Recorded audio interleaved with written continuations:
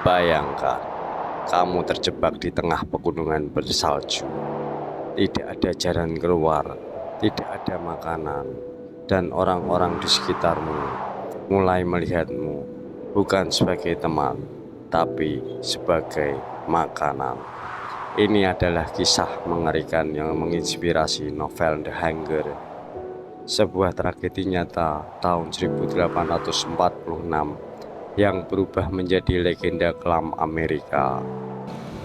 Musim semi 1846, sekelompok keluarga meninggalkan rumah mereka di Illinois. Mereka bermimpi tentang tanah subur di California, hidup baru, masa depan cerah.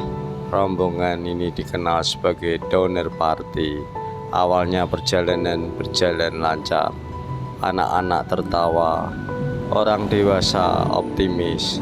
Mereka percaya Tuhan bersama mereka.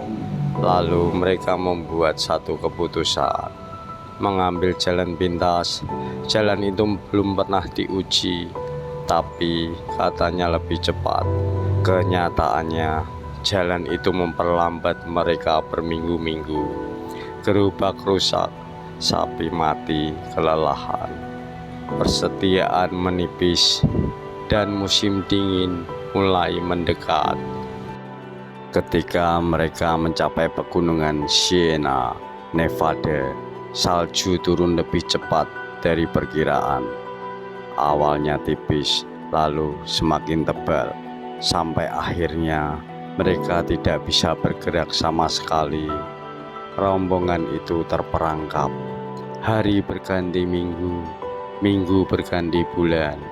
Makanan habis, mereka mulai merebus kulit sapi, lalu memakan tulang, lalu mengunyah sepatu kulit. Anak-anak menangis kelaparan. Beberapa orang mulai berhalusinasi, dan di tengah keputusasaan itu, kematian pertama terjadi. Awalnya mereka menguburkan yang mati, tapi tanah terlalu beku dan rasa lapar terlalu kuat. Seseorang akhirnya mengusulkan hal yang tidak terucapkan, memakan yang sudah meninggal. Tangis, penolakan, doa. Namun, kelaparan adalah suara yang lebih keras dari moral. Dan ketika seseorang akhirnya melakukannya, terjadi sesuatu yang aneh. Tubuhnya tidak melemah, ia justru tampak lebih kuat. Matanya berbeda, lebih tajam, lebih hidup, seakan ada sesuatu yang bangkit di dalam dirinya. Dan pada hari itu, orang-orang mulai bermimpi hal yang sama. Daging hangat, darah segar, rasa nikmat yang memalukan. Beberapa mengaku melihat bayangan bergerak di antara pepohonan. Makhluk tinggi kurus yang mengawasi mereka dari kegelapan. Apakah itu hanya halusinasi karena kelaparan? Atau ada sesuatu yang lebih tua yang tinggal di pegunungan itu? Beberapa percaya kelaparan itu bukan sekedar kondisi fisik, melainkan kutukan, sesuatu yang berpindah melalui daging manusia, dan siapapun yang memakannya membawa itu dalam tubuhnya. Hari-hari berikutnya menjadi lebih mengerikan. Beberapa orang mati karena kelaparan. Beberapa orang tampak menunggu seseorang mati. Kecurigaan muncul, tatapan berubah, sahabat menjadi ancaman. Seorang ibu memandangi anaknya yang kurus kering dan mulai mempertanyakan, jika aku mati, apakah itu akan menyelamatkannya?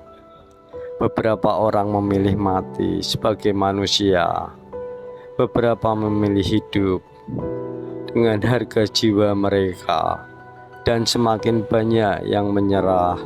pada rasa lapar itu semakin kuat.